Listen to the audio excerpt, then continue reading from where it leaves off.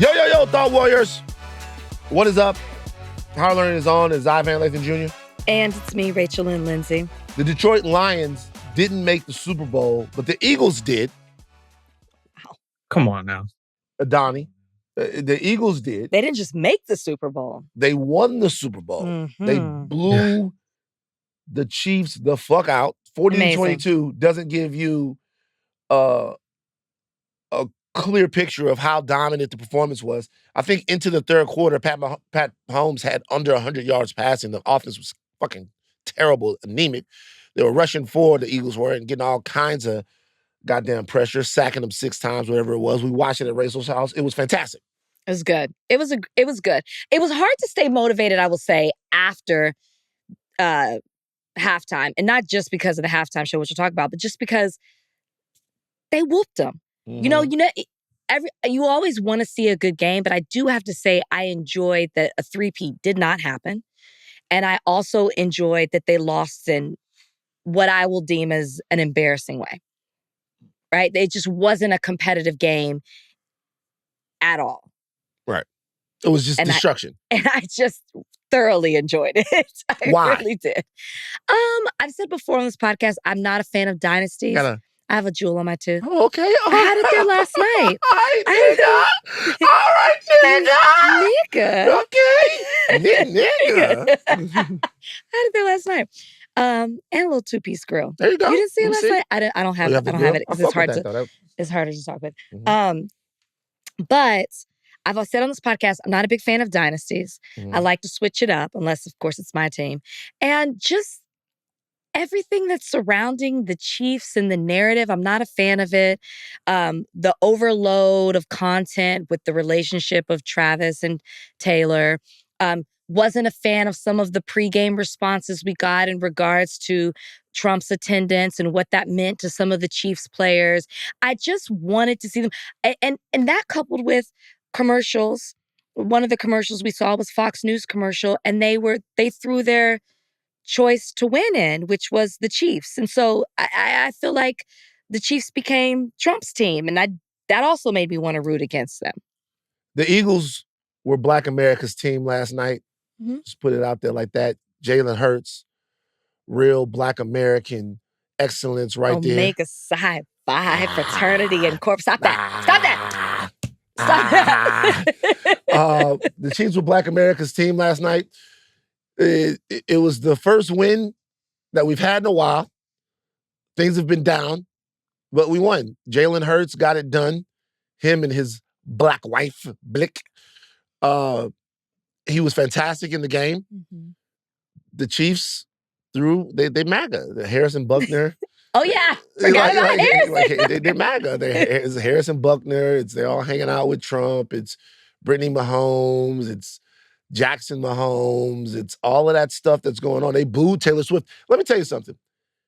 Travis Kelce's answer about Trump coming to the game, it doesn't bother me that much. The only thing that bothered me was that Trump dissed his girl. That's what I'm talking about. Yeah.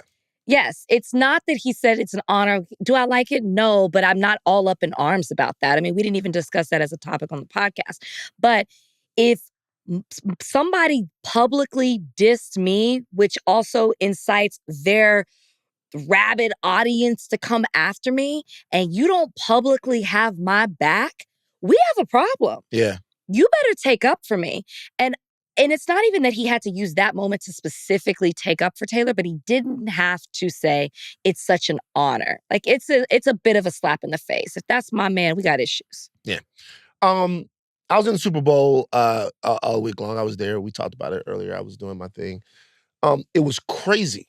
It was a crazy, crazy time in New Orleans, and I'm glad that people were able to see what New Orleans can bring and deliver as a host city. It's been what did you years. see? What did you see specifically? Because, and I'm saying this to say, a lot of people don't like New Orleans as a place for big sporting events. I don't know. I don't know if that's true. It was a topic of no. Because then when the national championship was there, I remember first hearing about that. I'm not a huge fan of it. I can't say what it is. It has nothing to do with like I love New Orleans, period. But when the game is there, I don't know. It's just too much. It's too crowded. It's too convoluted. I don't know what it is. It just feels different. And so I saw some of that talk. So just talk a little bit about let's like, address the take slander. us there. New Orleans is by far the best city in America for the Super Bowl. It's not even close. It's not even close. For sporting, I don't know. That's so my odd. opinion. It has been. You're entitled to your opinion. It has been like other people have said this too. I've had these conversations, not just in my head. I'm sure you've had the conversations, Rachel. I get it, but the reality is, whether it's Bayou Classic, whether it's the Final Four, whether it's the national championship game, that's black. all of that stuff, New Orleans is a place that gives you great food, great nightlife, great culture. It is walkable to all of this stuff. A lot of these other places, like LA is not a great Super Bowl city. No, I hated it here in LA. Because it's very spread out. I hated the other places, these cold weather places are terrible, right? New Orleans is actually the perfect place. And by the way, the city is completely set up and engineered to take on big events. And they nailed it again. This is the only question I have about Super Bowl. And it coming around, like you're walking around the city, right? And people are giving out free food. Have you seen this? Mm-mm. They've never given you the free food. No, they haven't. Are they targeting fat people? I don't know. I probably, maybe they did. I'm not taking free food off the street. That's not what I'm talking about. When I'm talking, interesting that I'm walking around and everybody's trying to give me free food. They don't try to give you free food. Back to the story. Yeah, back to the story. They're giving out chips. It's, these are the new Frito-Lay chips. It's like literally dudes with like little wagons full with Frito-Lay on the side of it, with Doritos on the side of it, Cocoa Ho-Hos and cupcakes on the side of it. And they're pushing these wagons around like advertising the new flavors of different foods. You're laughing because you know now that I've realized that these people targeted me. I couldn't go 2 blocks without somebody trying to give me the latest flavor of Dorito, the latest flavor of Ho-Ho, the latest flavor of Lay's, the newest drink, sugary drink. Like, I had to ask for some water. Did you accept it? No, I didn't. None of it? 0%. Wow. I didn't accept any of it. But my thing is, why can't they give away free food every weekend? To Lay's, to Doritos, to all of these places, if y'all got enough mini bags of all of this stuff that you can just give it out at the Super Bowl, just go and give out free food. That would be the best. I'm sure they could. They don't. They never tried to give you Donnie, do you know what I'm talking about? But also, they were there for Super Bowl purposes. I have not been to New Orleans during a Super Bowl. I've been for college football playoffs. But you've never seen an activation where they're like, hey, try this and all of that stuff? But where were you? Just walking around. Like, I took a walk from my hotel up the side of the Riverwalk. And so you were outside. Back down throughout the quarter. I bought some LSU gear, all kinds of stuff. No, they haven't. But so you think that they were like conspiring, like, look at him, get him. This nigga wants some chips. Like, this nigga wants some chips. Like, I was dressed up in my Actively Black stuff, so they knew I was getting a walk in. And Brandon was like, this nigga probably hungry. Like, he needs some chips. Like, give him the latest nacho cheese blast You Doritos. proved them wrong. You said no. I didn't get any of their chips. You taught them not to target. Donnie, you ever been offered free food at a big event? Yes. Thank you. And I've been told by my mom not to accept food from strangers. So I normally put my stranger danger blinders on and ignore them completely. That's true. Like, I wouldn't eat free food like that. Did I ever tell you the story about the hot dogs and the gumbo? No. Have I ever told this story before? It's not ringing a bell.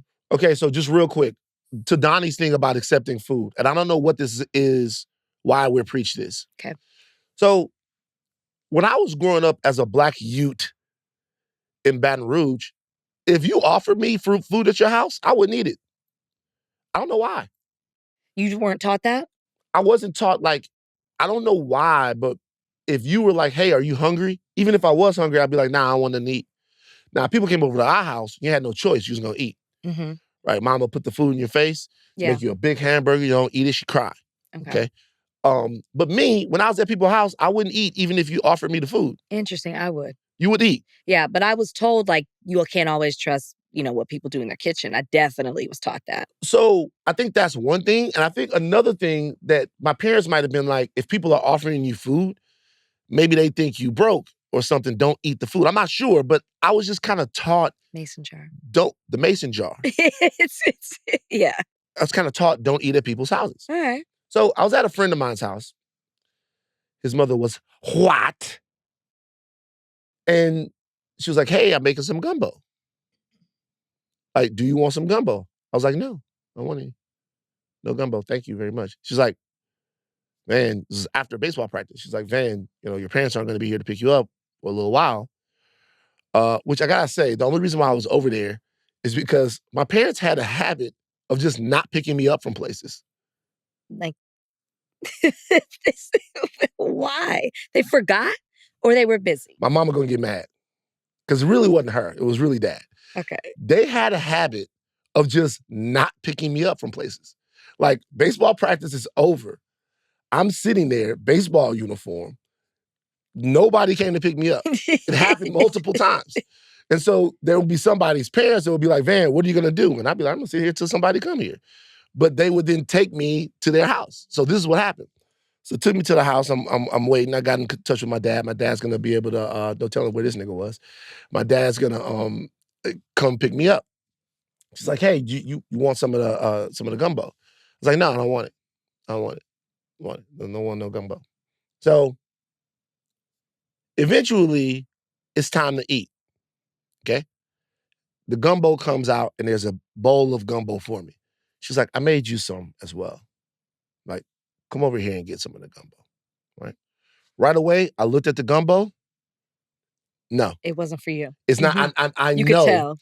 The roux was light-skinned. I knew you were going to say it was the roux. The roux is light-skinned. What you mean light-skinned? You cannot have a light-skinned gumbo roux. Oh, I know. If you have a gumbo roux that's like the color of Chris Brown, no love went into that. That looks disgusting. Your gumbo roux gotta be between a Denzel and a Jaimon Hunsu.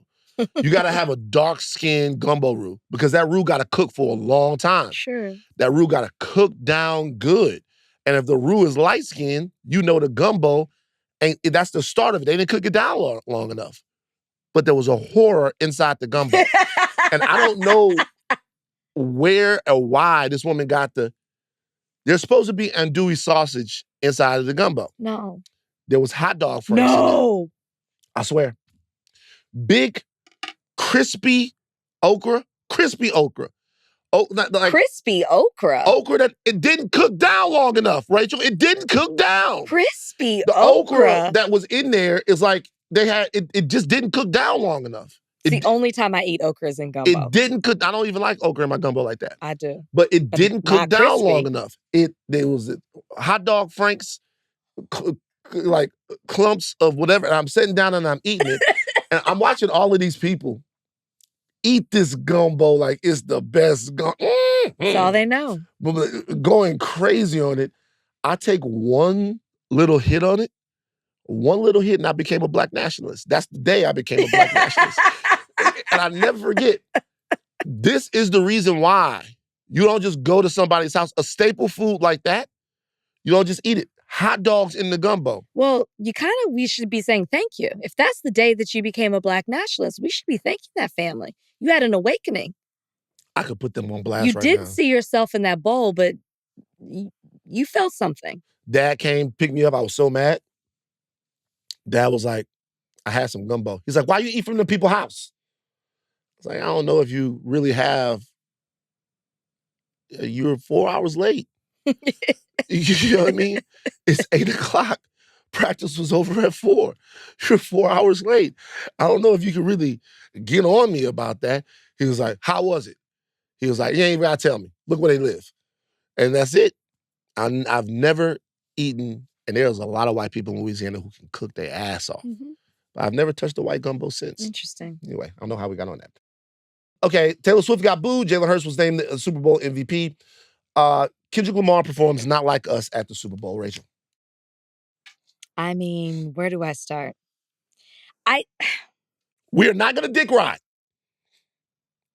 We're going to give you our honest opinions about Kendrick Lamar's performance at the Super Bowl. This is a put it that you preface it like that because Donnie, put the Chiron up. This is a no dick riding zone. Dick riding zone. Higher learning. I hate that you preface it like that because if I compliment it, I don't automatically want people to think that that's me dick riding. Because it was amazing. Okay. It was beautiful. Okay. It was powerful. Right. It was defiant. Right. It was loud. Okay. It was a protest. Yes. And most importantly, it was Black. Yeah. And even before the halftime, just the whole Super Bowl, I just think it was culture. And I think it's important to say because before it started, they had Southern Marching Band there. You had the Dancing Dolls there. Master P walked out. You had Harry Connick Jr. It was very much so like the heartbeat of like Louisiana and the culture in New Orleans. And Lauren Daigle performed, and even her rendition with Trombone Shorty and of America the Beautiful. And it was just Lettucey performed. It just was so rich. And then you go into the game, and Eagles are dominating, and then Kendrick. And it was all those things I just said, which is why I think it was so amazing. I think at this point now I've watched it about 6 or 7 times, the halftime show, because... That's kind of dick riding, but... No, because there was so much that we didn't see. Like, we watched it. There were certain things that caught our attention. Obviously, the obvious Samuel L. Jackson, Serena Williams, the red, white, and blue, the street lights, all of it. I don't want to, I'll let you talk about it too, but it just was, I needed to keep watching to understand. But I didn't realize how many people were upset about it until there were some Bachelor Nation people, which I'll get onto in a second, who had something to say. Oh, don't wait a second. Tell us now. Well, okay. And then I said out loud to you, I didn't realize that this was becoming like a race war thing, and how this was like I don't want to say Black versus white, but just it was becoming more political, more, why are you making this about race, which is what Bachelor Nation people were saying to me. So this is what happened. There were a couple of people, I'm just going to name them, Jason Tardik and Tyler Cameron, who had posted that this was the worst Super Bowl ever, and particularly included in that it was the halftime show.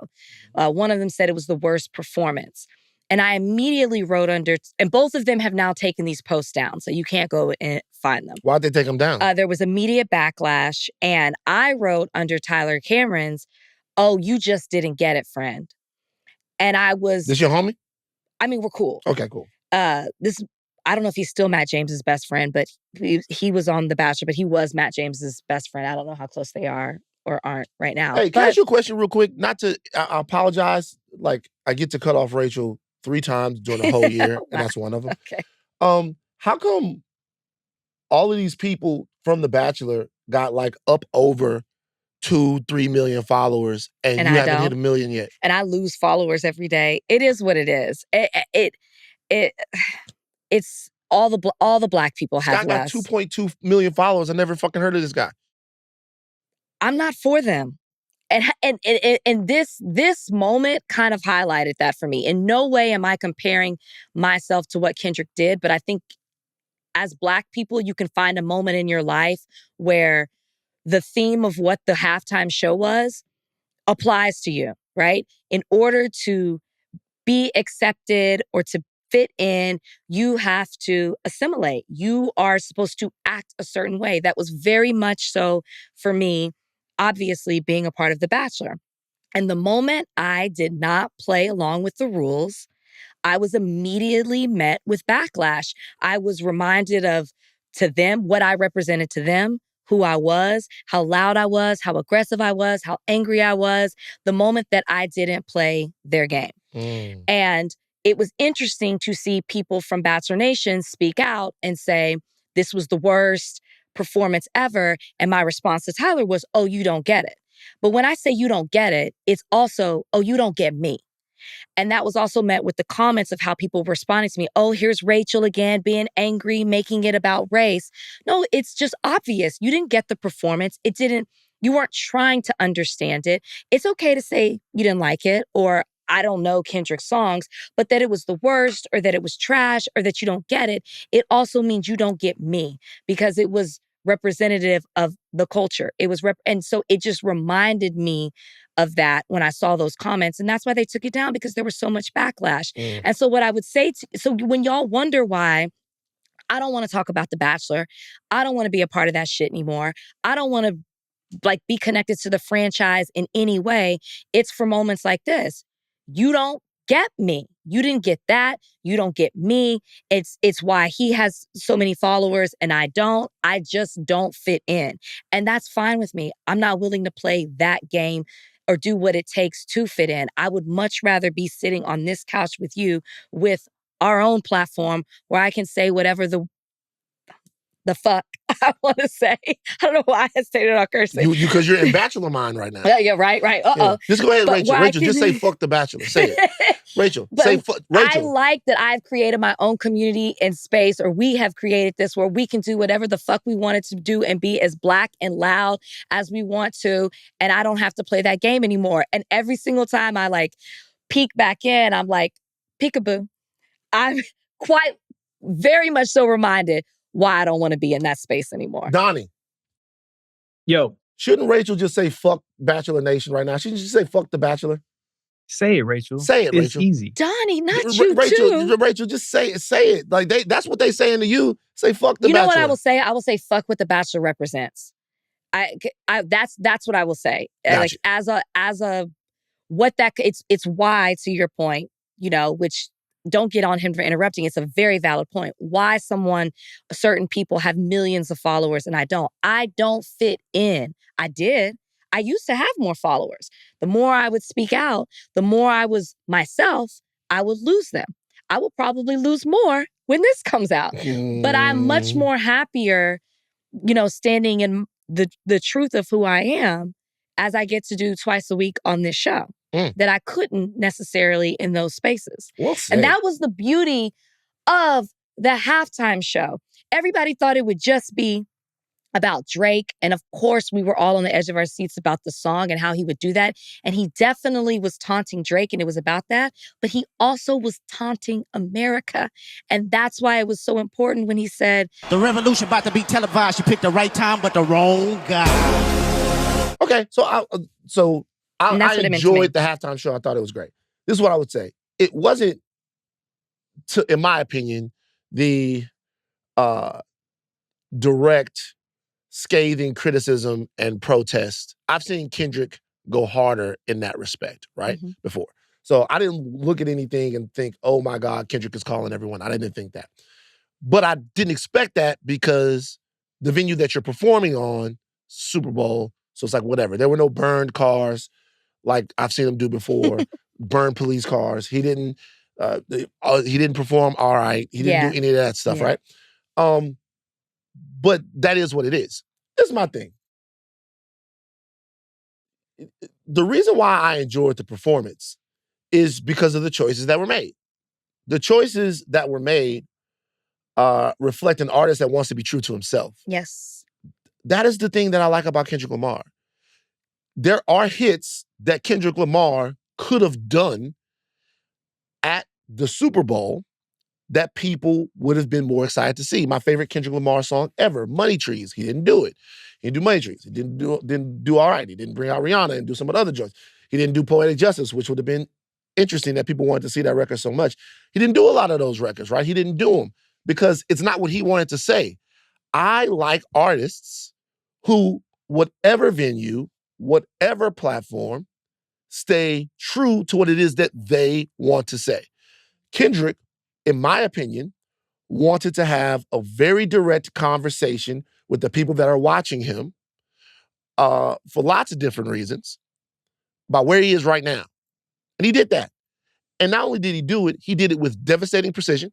Mm-hmm. He did it with a visual style from the Super Bowl performance that I haven't seen before. Very intricate and complicated transitions and turns, very choreographed. Some surprises with Serena coming out. I'm glad that Serena is out there. I think she has a lot to say about some of her past relationships, and I think she's starting to dip her toe in the water of saying it. I love All of the Stars. That's a big record.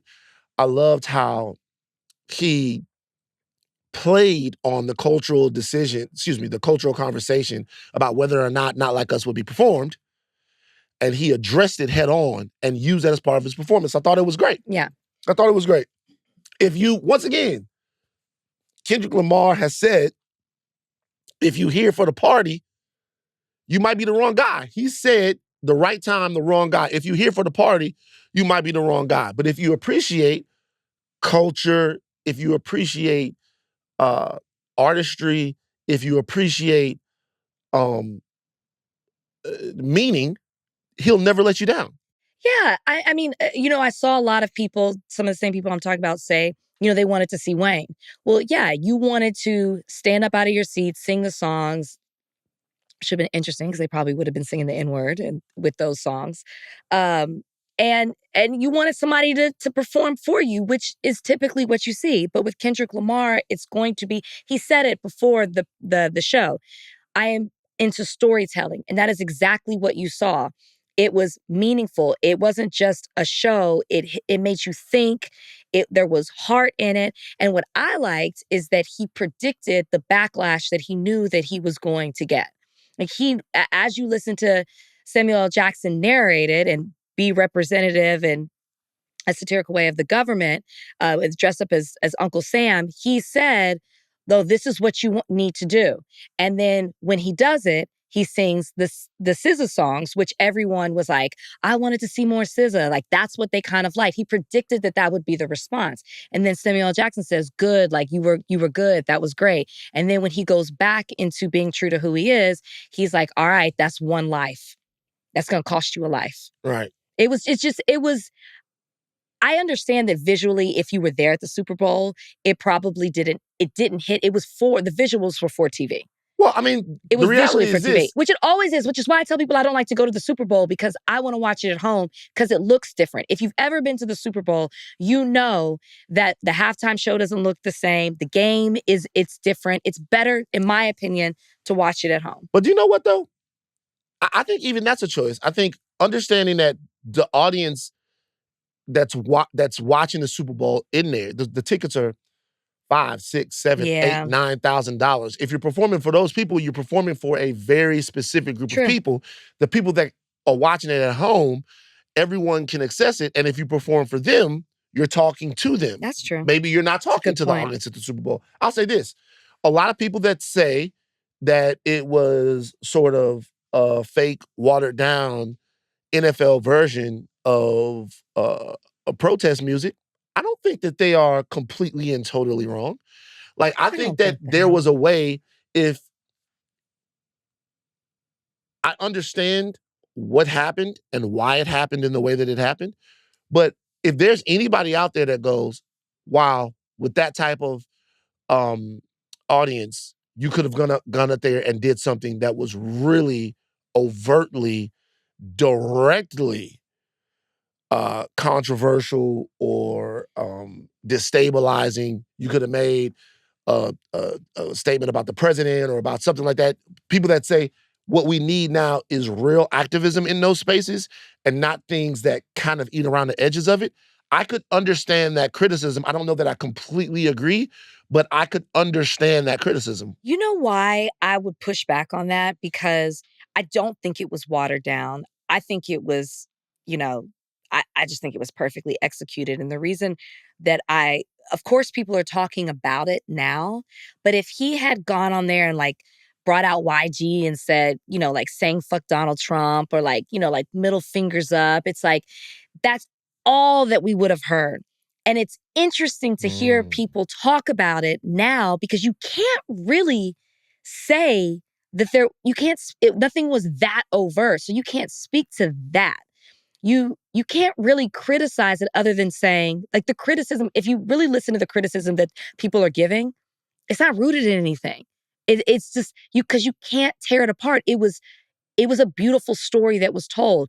There was a narration. There was red, white, and blue. But yes, it was made of black men.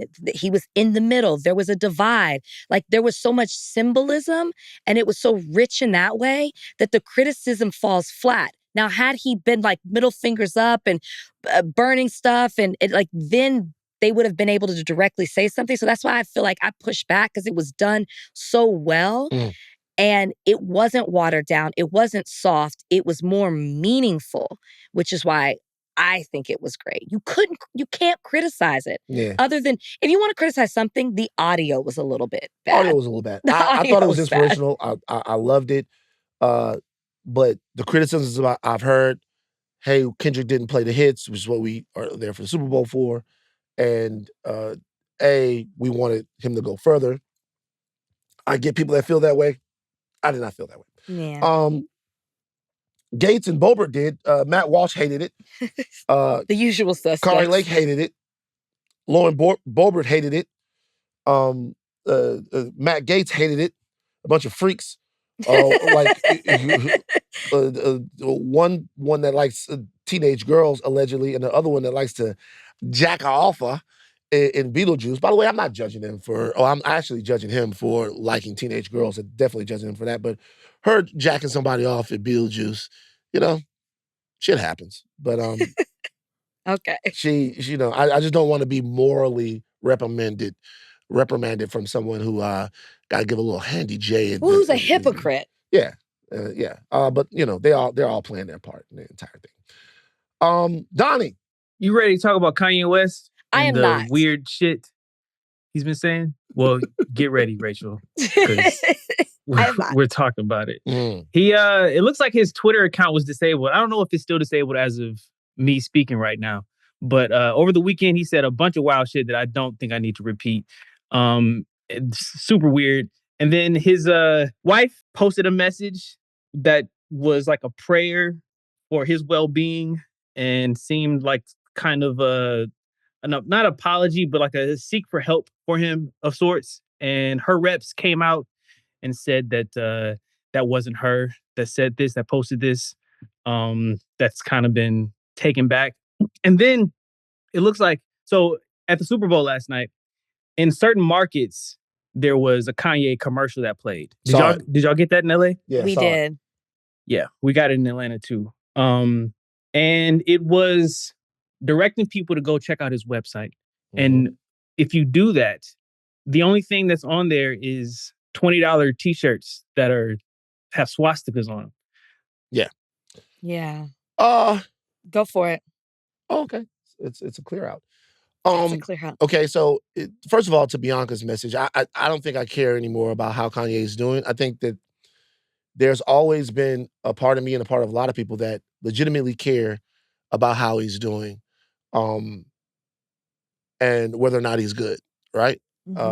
Just as a person, because the music meant so much to you when you're at such a formative time. Sure. I've talked ad nauseum and at length about why the moment in the past between me and Kanye was what it was, and it was because he simply was one of my artistic heroes. That's obviously gone. And the world at this point would be better off without Kanye's influence in it. Not saying I don't want anything to happen to him, but just saying if we never heard from Kanye again, we would all be better off. And so when I look at Kanye, when I look at him, like, put people in harm's way, with him saying, who amongst us has never run out of words with their bitch, right? He's talking about beating women, right? When I look at him, put the swastika on t-shirts and talk about how awesome Hitler is. Once again, Adolf Hitler hated black people. He hated anyone that didn't represent his ideal of the Uberman, which was the white Nordic champion, the Aryan champion. And so that swastika represents violence. It represents World War II. It represents an ideology that makes people that aren't one specific type of person, the person that Kanye wants to be, makes them unsafe. His freedom to say all of this stuff, his freedom to talk about all of this stuff is more important than the people's lives that he destabilizes. I want you to think about this. Kanye West is talking about what it means for he's talking about being able to hit women. Yes. He has a daughter.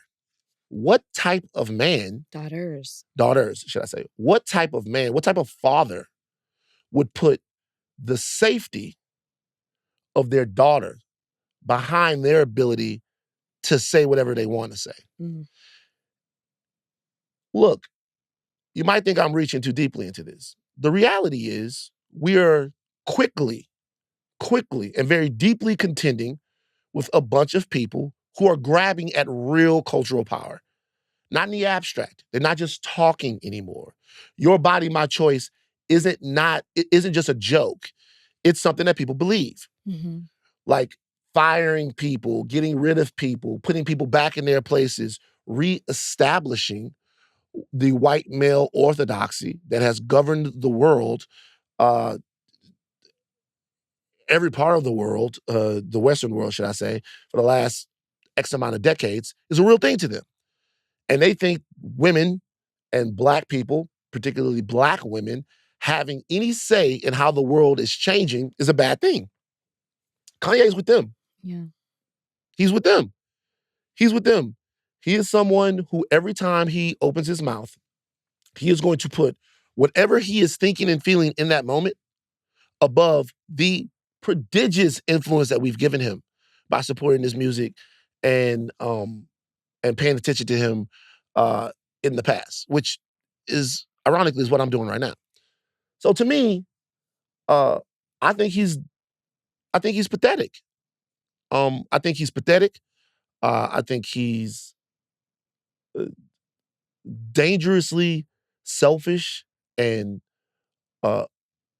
obsessed with American whiteness. And I think it's not even sad anymore. It's angering. He's a part of it.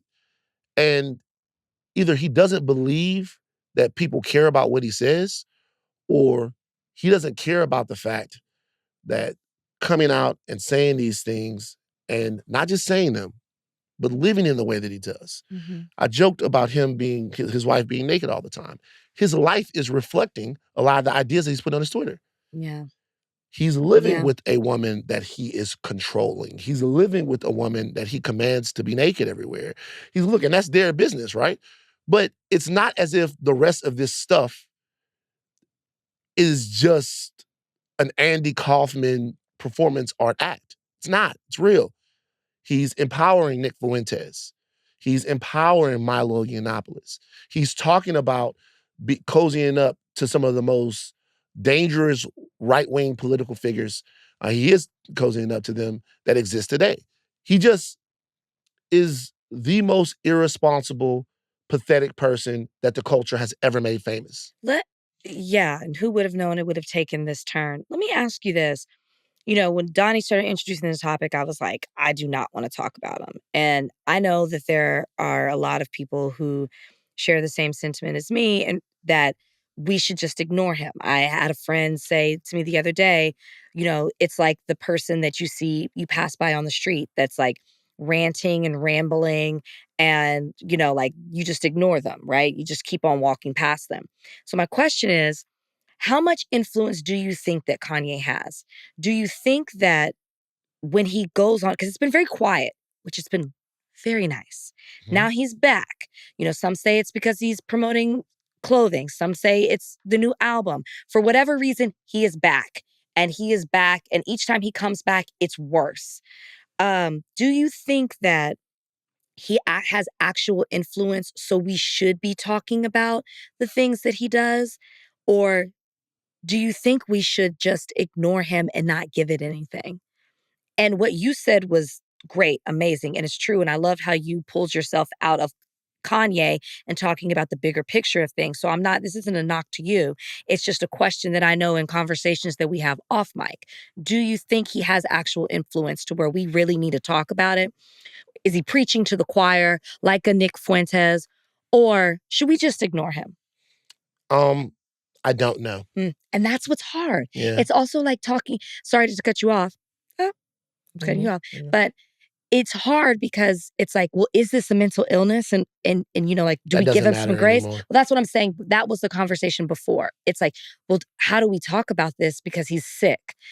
It's I don't know what to do with the topic of Kanye, which is why I just kind of shut down and I'm like, I don't know if he is so pathetic. I personally feel like we are starting to ignore him. We should, and we are starting to ignore him, like the person who's rambling on the corner, on the street corner. So, the person that's rambling on the street corner doesn't have anyone that actually believes what they're saying is true. Which is why I ask you the question. This is what I would say. There has to be a counter narrative of men, particularly, who talk about what manhood, masculinity, and importance really means. Masculinity, in my opinion, being a man, being an alpha, being whatever, is not about who you can dominate, which is what the narrative is becoming. Really what the narrative always was. We were trying to change it. We didn't do a good job. It's not about who you can dominate. It's about who you can protect. You are simply not a man, in my opinion, if there's nobody who can rely on you. If there's nobody who can rely on you for protection, for guidance, for development, for advice. If there's nobody that says, my life is a little bit better because this person makes me feel safer, then you're not a man. My father, for all the faults that he had, instilled something into me to where I knew that if I was in trouble, he was there. Mm-hmm. I knew that he would try to make a world where I was protected and where my voice was heard. And that meant something to him. Having a sense of responsibility based around what you say and how you comport yourself, that is manhood. It's not recklessness. It's not nobody can tell me what to do. It's not you should care about what you do. You should care about what you say. You should care about a video of a woman being brutally beat up. You should care about that. You should want to see that exterminated from our society because you are, as Mr. Wilson says, as Jason Wilson says, a comprehensive man. Doesn't mean you dominate people. Doesn't mean you dictate to people. It means you are there for people. And to me, when I look at someone that has this type of platform and this type of influence, do almost everything he possibly can to make different groups of people less safe, he's a cuck. He's a cuck, and he's been sold on the same version of masculinity that seems the rest of these, and I'm getting a little toxic now, these tiny dick people walking around here think. That it's not about who you protect, manhood. It's not about who you show up for. It's about who you dominate. It's just not, it doesn't work. And it particularly doesn't work for us. It doesn't work for us as Black people because we need community. We need to be able to call upon one another. The reason why, I go back and forth with people that criticize me and all of that stuff like that, but the reason why I'm willing to get criticized and come back and say, hey, I made a mistake, and say, this is me, I'm ignorant to a lot of things I'm learning, is because we need community. We need to be able to pull each other along. And we need to be able to push each other. Doesn't mean that one of us is right all the time. But someone that seeks to be a kingdom unto himself and dictate to everybody else and just wants to talk about how much money he has, blah, blah, blah, all of that stuff. To me, that's not a comprehensive man. That's not a Black man. And the only reason why you would discuss it is to have somebody that's standing in the gap going, hey, whose life you affect is more important than how much money you have. Who can feel good about themselves because you're around, who you can inspire, who you can be there for, is more important than how many women you have sex with. It's more important than whether or not you can get Donald Trump on the phone. It's more important than all of that stuff. And from that manosphere type of deal, that's what's coming from them. And so, look, we struggled with it and we spent probably too much time on it, but I don't want anyone that has, that's looking at him to think, yeah, that's how I want to be.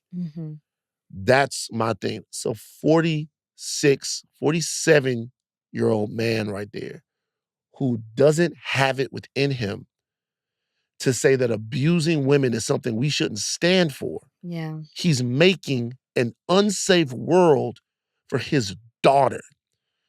To choose all of that toxicity over your own seed, deeply, deeply disturbing. Yep. That's all I got. We got one more thing, Donnie? We do. I was hoping, I wish we had something lighter to end on, but Donald Trump signed an executive order on Friday that's aimed at freezing assistance to South Africa over this controversial law that allows the government to seize farmland from ethnic minorities, which is mainly white farmers, without compensation, as well as South Africa's stance against Israel and the war against Gaza. Trump said that the U.S. will no longer support South Africa with foreign aid if such policies continue. And he ordered U.S. agencies to stop providing any aid to South Africa unless deemed absolutely necessary. What are y'all thoughts on this latest order? I'm sick of us. Not us. America. This Trump administration over obviously you can't deny the connection between Trump, Elon Musk, and South Africa. Elon Musk being from South Africa. And Trump was talking about stuff like this back in his first administration. But the reality is that land ownership in South Africa, white South Africans make up 8% of the population and own 75% of the country's farmlands. Black South Africans make up 80% of the population and own just 4%. What's being done there with this act isn't just randomly taking over land and providing, or just, they're not randomly taking over land. They're doing it because of apartheid and the injustices that obviously are still prevalent within South Africa because of how long that was ruling the country there. And when you look at the act, they're only doing it to take back land that's in public interest, or for the public interest. Same thing like here, eminent domain. And that's exactly where I was going with it. It's eminent domain. Right. We do it here. And it's been done here, and to the disadvantage of poor people and minorities. They take over. Yes, they compensate you, but they give you the fair value of land. What's happening there is they're doing it for public interest, and they're only doing it if there's an agreement with the farmer. They're compensating them. Sounds like better than what you get for fair market value here with eminent domain. Cities, states, the government, they take over land all the time for the public interest and fairly, and I'm using air quotes for the people who are listening, compensate the landowner. And a lot of times it's those who are less fortunate who get their things taken away from them and then can't, or their land taken away from them and then can't get back what they lost. So yeah, like all this is Elon Musk. Period. And whiteness, centering whiteness. Trump being the Pope of white supremacy, like I said before, this is within his range of priorities to make sure that the Afrikaners, the people who took land from the natives there, make sure that they don't have to give too much back. First of all, this plan, all of this stuff, the equaling out the land was ratified in the Constitution whenever the new government took over. I think that was in the mid-90s there in South Africa. So this is not anything that hasn't been planned and talked about for a very long time. Number two, this historic redress is important to making South Africa into the type of society that it wants to be moving forward. Society that's not dominated by a white minority. In the past, okay? Yes. But that's not the only reason why this is happening in terms of Elon Musk, in terms of it looking good to white people everywhere.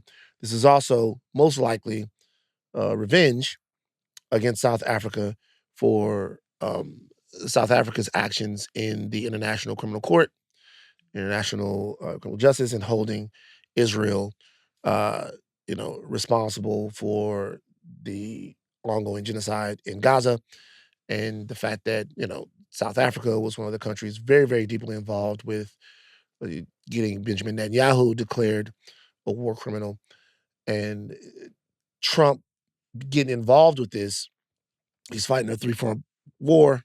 One, making it look like reverse racism in South Africa is some global human rights issue where the reason why this exists the way that it does is because of systemic land grabs that have happened back in the day because of apartheid. Number two, doing it at the behest of Elon Musk, whose family lineage comes from the apartheid South African system. And then three, putting South Africa back in its place for having the unmitigated gall to call out Israel and what's going on in Gaza right now.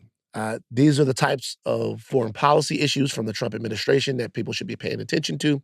Obviously, there's a lot of stuff domestically that we should be paying attention to, but at the same time, when things like this happen, we should kind of look at the way that the administration is operating, right? This also might have something to do with South Africa and Africa's ties to the Chinese, and whether or not Trump is trying to drive a wedge or bring the South African government to its knees so that they'll be even more dependent on the United States. I don't know what countermeasures South Africa will have other than to rely on different nations. So I don't know what they'll be able to do. But the aid that's being frozen is going to have real consequences. There are going to be people who can't get medications that they need. There are going to be all kinds of things that actually happen to people because of an issue that is really a non-issue that has more to do with them governing their society the way that they want to govern it, and Trump meddling for almost no reason other than who sits around him in the White House and what it looks like to people that from the outside looking in, and making sure that Netanyahu is pleased with the things that he does. Absolutely. Well, I mean, similar to what we've seen with some of the other countries that Trump has tried to bully, which he's bullying them, obviously, they're saying that they're not going to back down, and they're threatening to leverage their mineral exports. I don't know what that is in comparison to the aid that they're no longer getting from, or that is being frozen right now coming from the U.S., but I know it's gold, I know it's platinum, and so they're saying that they're going to withhold their things too. We'll see what happens. We'll see. Being that I was almost completely wrong about Canada and Mexico. You gonna shut up? The more that I've delved into it, I was completely wrong. Trump is the one, I just gotta say it, guys. Trump is the one who actually blinked. Trump stood down in that. But isn't it interesting that that's not the headline? It's not the headline because people like me didn't actually do the layered work that they needed to do to get into the issue, to frame it in the way that it should have been framed. And going forward, because let me tell you why I was hyper-reactive to it. Okay. I was hyper-reactive to it because I was mad at the Colombians, because I was mad at the Mexicans, because I was mad at the Canadians, because I was like, do not back down to this guy. Okay. So the fear that you have of Donald Trump and the MAGA movement it actually lobotomizes you, whereas somebody like myself who has a responsibility should be able to sit back, analyze that, and actually tell people what actually happened rather than call people out for plunking out to him, which is what I was doing. I was very upset that they did that, which they really didn't do anything, doing it again.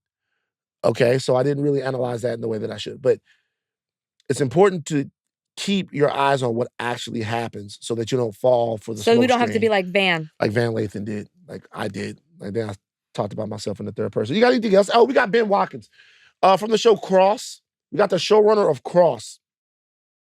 Ben Watkins coming up. Me and Ben are going to talk a little bit about the secret Hollywood meeting that we were at that Rachel wasn't necessarily a part of. There's no not wasn't necessarily, I wasn't. Would you like to come to the next secret Hollywood meeting Yes. that me and Ben are invited? Okay, Yes. secret Hollywood meeting that me and Ben were invited to and how we met. We're going to talk about Cross on Prime Video. Donnie, is it Amazon Prime or Prime Video? Because I did It's the same thing. But look, I moderated a panel one time where they were like, don't call it Amazon Prime, call it Prime Video. I mean, it is Prime Video. So Prime Video? Yeah. It's Prime Video. Prime Video. So Cross on Prime Video. And whether or not Aldis, his name is Aldis, I call him Aldis. I've always called him that. Whether or not Aldis Hodge should be the next Black Panther. Aldis Hodge? I think he is. You want that little chocolate? Little chocolate. See his candy? Little see his candy, little chocolate. Little chocolate. Let's keep going. Choco, taco. You want a little chocolate? How dark do you go? What do you mean, how dark do you go? I don't like that question. You look like there might be a level. I love Black men. Like there's no, I don't want to be like, dark. I don't like being like, it's as dark as this. I don't like that. I like Black men. So super, because like there are women in the past who say problematic things. Like they don't like them that dark. I don't like them that light. You don't like them that light. Now see, here's the deal. Is that problematic to say? I'm sure it is to some people. But you have a preference. I have a preference. What's too light? No, we're not doing this. Give me an example of somebody who's too light. My ex. That's a fucking A+ answer. Like, a nigga was much too light. Ben Watkins on the other side of this break. Okay, there's a show right now on Amazon that people are loving. It stars one of my homeboys, Aldis Hodge. It's called Cross. Now, Alex Cross is someone that we should know about. Many different iterations of him have been played. Morgan Freeman, Kiss the Girls, Tyler Perry. Yeah. And now Aldis is playing Alex Cross. We have the showrunner of this hit show, Ben Watkins, joining us on Higher Learning right now. Before I even get into Ben, asking Ben questions, I want people to know, getting into Ben was crazy. I want people to know that me and Ben actually met at a real life secret Hollywood meeting. What? Oh, so this really happens? We're not going to talk about what the meeting was about. It was the Illuminati? But we actually met at a real life secret Hollywood meeting. Okay, I can't let you just put a period behind that. Now, I'm not asking for the details because I don't know if, y'all like swap blood or whatever. Whatever goes down at these secret meetings. But why was it secret? If it's for a good cause, why was it a secret? I'm just asking the questions that the listeners are going to want to know.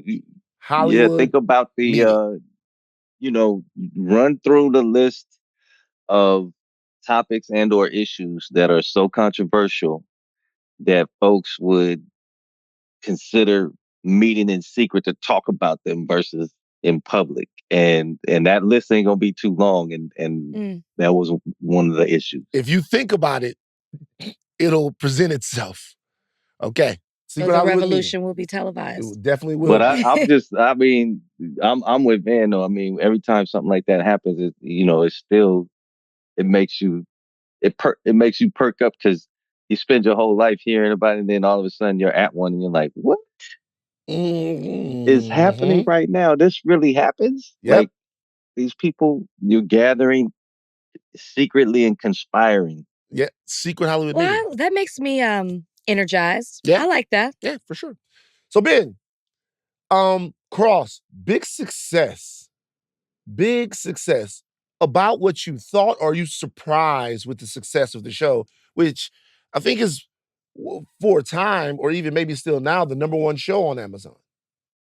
Well, yeah, no, it's not the #1 anymore, but it was for a very long stretch, and it's still in the top 10 for them. And at one point, it was, just insane. #1 show in over 120 countries worldwide for Amazon. And, I will say, I expected it to do well because I thought the work was good. I thought the show was good. And I knew it had some IP because that Cross book series been read by a lot of people. I did not expect it to hit the way it did. I think a lot of factors came into play in order for that to happen, including the timing of when it dropped. But I think the thing that really made it expand is that folks started embracing it as more than just a crime show. They really leaned into the elements that we laced in there that for us, we wanted to elevate the show by putting in a character journey and building out Black family and Black community. And the thing that shocked me was how much people really leaned into those elements as their favorite parts, even though you have a great serial killer thriller that is driving the show. And I think that expanded the audience. And I think that also, because it's universal, you know what I mean? That's one of the reasons, people really responded worldwide. Yeah. How did you decide? Because this is the first time it's been a TV show, right? Like the characters, like, how did did you know that that's what you wanted to do, was a TV show as opposed to a movie? And how did you decide to, like, some of the things that you talk about implementing and the themes that are within the show? How did you decide that you wanted to do that and depart from, the Alex Cross we see in novels or in films?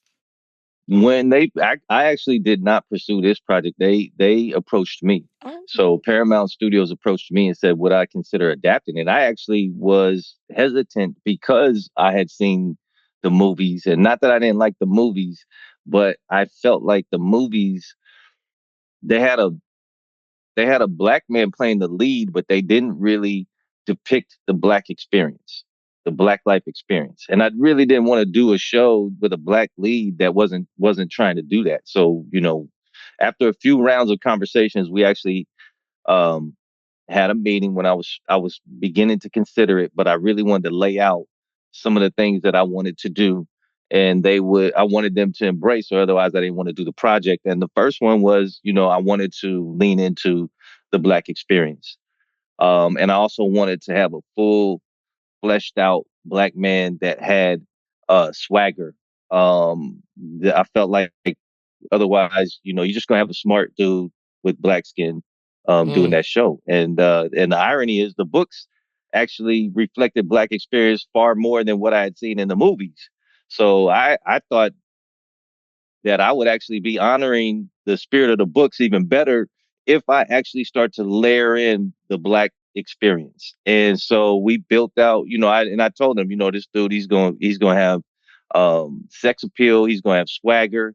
He's going to engage with the community. DC is going to be a character if we do this. And they all embraced it. And it's not always like that. The studio immediately signed off. I talked to Jim Patterson, who wrote all the books, and he was thrilled. And so they basically just said, take that. We love your vision for this, and run with it.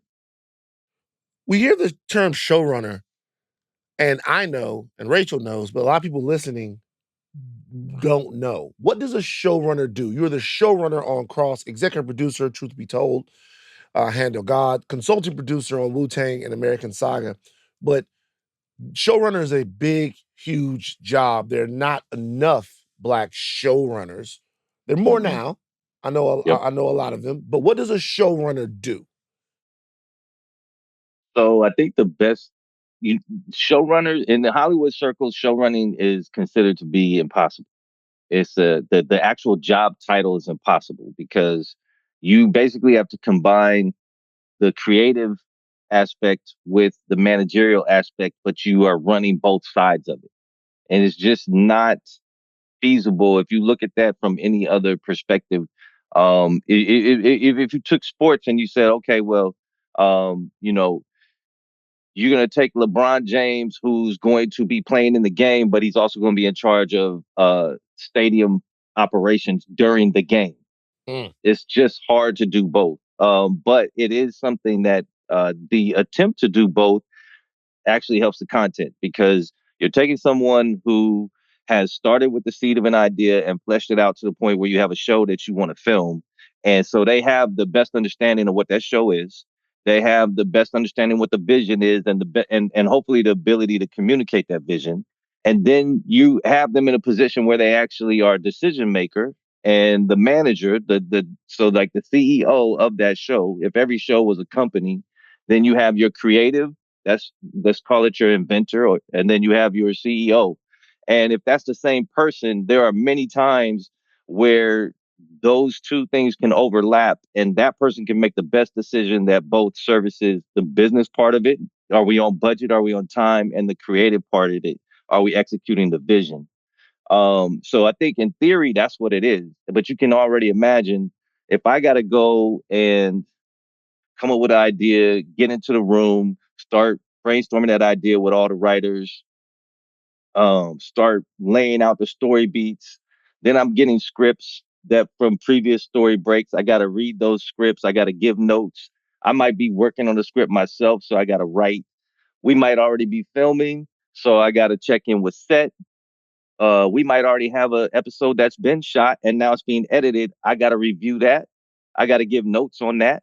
Then I might get a call from a cast member who's having an emergency. I got to deal with that. Then the network might call me and say that they have issues with one of the episodes that needs to be fixed. I got to deal with that. Then somebody might tell me that might call and say a key location that we were supposed to shoot at in 2 days somehow went away, and we got to figure out either how to find a replacement location or actually rewrite the script that's shooting in 2 days in order to put it at a new location. So all that stuff could happen to you as a showrunner between the hours of 8 and noon. Wow. Jeez. Wow. I don't think I really did know what a showrunner does. Yeah. After hearing that, I don't think I quite got it. I think I read that you said you've obviously worked on other things. Van just mentioned them, some of them. You've said that this is your most memorable work. Why is that? I think I read that. I think for me, it's everyone, especially if you create a show like I created Hand of God, but even if you just put your heart and soul into a show, and when I sign up to do anything creatively, even if it's to support someone else's vision, I really do bring everything to the party that I can, because it's really demoralizing for me if I show up and just start checking boxes. I tried that once. I was like, oh, I'm just gonna coast. This is a basic show. I'm just gonna coast, and then like within a few days, I could feel all of my inspiration sapped out of my body. So I always bring everything to it. So I would say you always gonna love whatever project you're doing, but it's also, we're on a continuum. And as we've gotten to cross a lot of things that I wanted to do as a showrunner that go beyond what I wanted to do as a storyteller, really to me came to fruition with Cross in the best way. I've always been very intent on building a good culture, creative environment, and that is not easy to do in Hollywood. And it takes time and building an ecosystem where you are not just bringing people in who are going to execute your vision, but you're collaborating with them in a way that expands your vision, and you get high quality at low stress. So for me, that was one of the things that I appreciated the most. Creatively, it was also an amazing experience because, I got a chance to marry a couple of things that I've always loved. And one is crime. I've always been somebody from the first time I started reading books. I love the crime genre, the suspense genre, and the thriller genre. And then I got to reflect a lot of my life experience. So I got to pour a lot of what it is for me to be a Black man in America, a lot of what it is for me to have kids and be going through, family situations, a lot of what it is to be trying to navigate ambition at a high level in a society that is that has a mortal fear of that.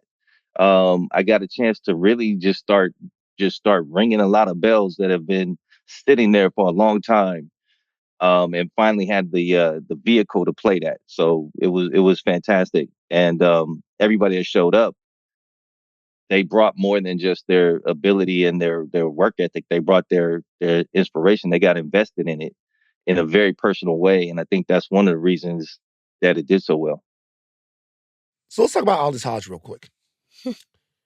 I'm the leader of the Aldis Hodge as Black Panther fan club. Okay, he's Cross. He was Hawkman. He was in The Invisible Man. Remember that? Yeah, I just thought you said you didn't want anybody to step in. That's not true. Oh, I thought that's what you said on No. the podcast. I was on the recast T'Challa bandwagon early. Got to keep our heroes going. There's been some talk. I don't know if you've seen the talk, as Cross continues to crush it, that maybe he will be our next Black Panther, knowing that in the MCU we're getting another Black Panther that's going to be debuting. What do you think about that? What having worked with him, isn't it time for him to take on one of these big superhero roles? I mean, he's swole as hell. He'd be doing push-ups, jumping over stuff, and bench pressing. So what do you think about Aldis Hodge as Black Panther? I talked to Aldis a lot, so we have not spoken about this out loud, actually, almost like we don't want to jinx it, but I 100% agree. I 100% agree.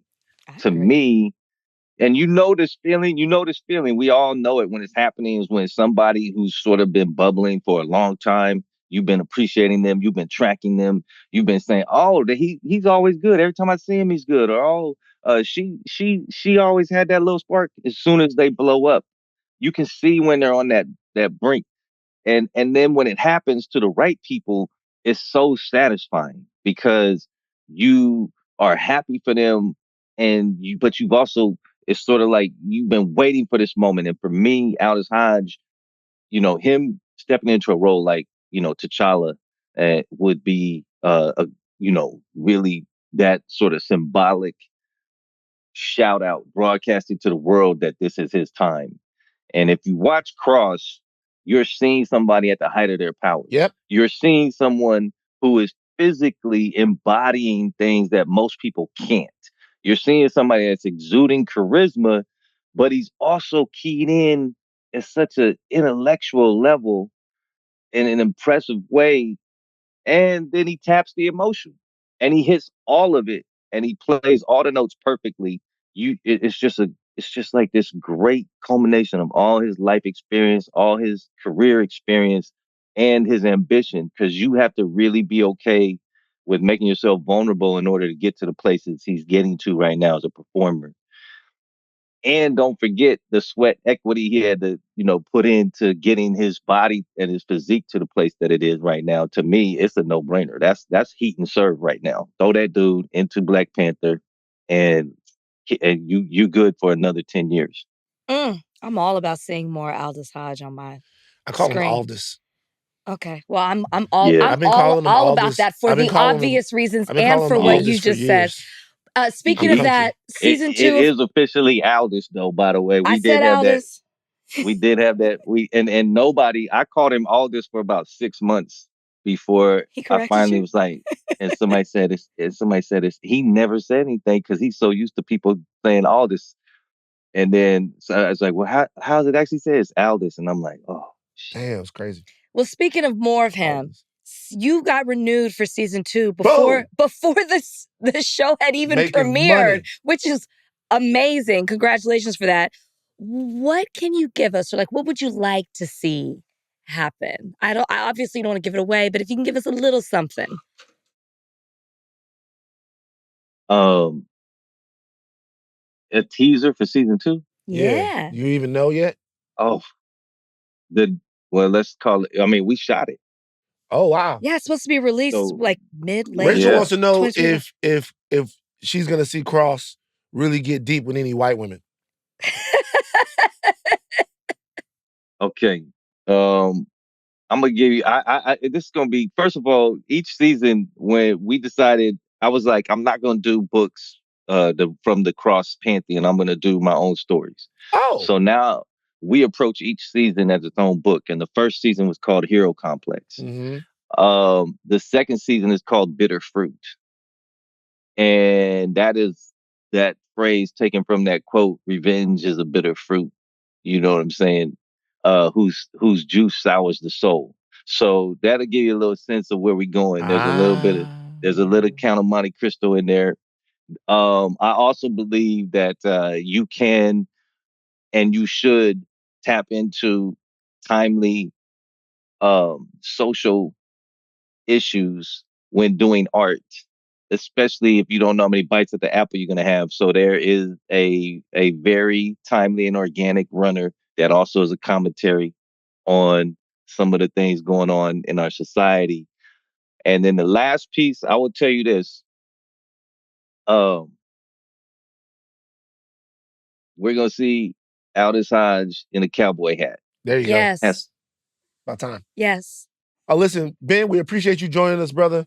Appreciate all the work. I gotta say something. You triggered me with the County Monte Cristo thing because back in the day, me and all my homeboys went to see the Guy Pearce Jim Caviezel, Count of Monte Cristo movie. It was a great movie, but I was bigger at the time, fatter guy, and my homeboy started calling me the Count of Monte Cristo. Oh. Your friend group is ruthless. You had a sharp little friend group there. Yeah. There's when the knives come out. It's like... You look down, you didn't even know. Yeah, it's like the Count of Monte Cristo. Yeah, that would get and you. I had to laugh. Ben, thank you for joining us. Everybody go watch Cross on Amazon, on Prime Video right now. Amazon Prime Video. Thank you for joining us. Thank you. Ben, we really appreciate you making the time, man. We're trying to get this scheduled for a long time. I'm glad we got it done, brother. Good to see you, It's great. It's great to finally sit down with you both. I really appreciate y'all. Hats off to all the work y'all doing. Keep it up and look forward to the next time. Absolutely, bro. I'm looking forward to going to the secret meeting. I don't know. Were women there? Yeah, there were women. Okay. There were women. There were men. There were women. It got contentious, testy, but it was secret. That's all we can tell you. I love it. I love this happening behind closed doors. I think we need to put it on the calendar with to be when we come back to that secret holiday. Because that's also aspirational, Van, in terms of if we can actually get to a point where we could talk about that, in the light. For sure. Yeah. Maybe we'll invite you next time. I'll be waiting. Thank you, Ben. Appreciate you joining us. Nina Baker might be kicked out. That's it. No more podcasts. Ben was great. Ben's fantastic. Yeah. No more podcasts. Yeah. Y'all go check out the show if you haven't already. Watch the goddamn show. Question before we get out of here, Rachel. Is the Kendrick Lamar Drake battle officially over? Kendrick said game over. We didn't talk about that, but within the audience there were lights popping up with messages. He said game over. Says turn your TV off, game over. I think that was him saying, I'm putting it to bed. I'm done. Is it over for Drake? No. Jake's on tour right now with bullet holes and smoke coming out of his... Yeah. It's like... I just can't. Drake and Party Next Door drop at the end of the week. First of all, the Drake Party Next Door project is going to number one. Yeah, I'm sure. Nobody denies that it's he's going not to number one. It's going to sell. I haven't been this interested in a follow-up project from an artist in a very long time. I want to know what this sounds like, and I want to know predictions about how it's going to sound. Yeah, what are your predictions? Not how it's going to sound, how it's going to do. Oh, it's going to be crazy. It's going to be crazy. First week numbers. First week numbers for Drake and P&D. I'm going to go 275. Okay. 275. Which, by the way, Drake is in a weird position because if, in fact, it goes crazy, then, he's made claims. He's made claims against people. Yeah. So, on the one side, the success of this would make Drake look like he doesn't need the labels. On the other side, the success of it would make Drake look like, if it fails, or if it doesn't do as well, it's going to make Drake look like the machine was always helping him. Which, once again, like a R&B Drake mashup, if it doesn't do as well as Drake's solo stuff, that's how it goes sometimes. Sometimes those type of albums sell a little bit less. And that's an option that should be considered, but it won't be. You're right. It's either going to be this or that, or for Drake fans, super fans, it's going to be this or that. But there should be the option of his solo stuff. People sometimes appreciate, most of the times appreciate better. If it does anything under 150, I think there's going to be some panic. I think if it does anything under 150, I think there's going to be some panic. I think there's going to be some panic because people might think, has Kendrick really took that much of a chunk out of Drake's fan base? And there's going to be some panic from people saying, were UMG, and the rest of these people like cooking the books for Drake, and now they've left him on an island and he's not as big as we thought he was? You think you watched the Super Bowl? I know he did. Well, I know that his people did. There was video of them watching it. Oh. There's video of them watching it, so I think that Why would they show that? Somebody took the video of them watching it and then I guess they posted the video. I mean, of course you'd have to watch it. Honestly, I don't know if I'd have that video. If I think the discourse around the Super Bowl and being at their publications like the Daily Mail and different places like that saying that it was so terrible, that probably puts a little bit of a battery in his back. I mean, I think Kendrick and them did exactly what they wanted to do, but who knows? We'll see. When this comes out and we know how well it did, and it's dropping this Friday, I think that's going to be a huge story for next week in terms of how Drake is going to fare and is faring after the battle, post-battle. Well, TBD. TBD. Take ThinkCast off, but do not stop learning. I'm Van Lathan Jr. I'm Rachel and Lindsay. Bye, guys.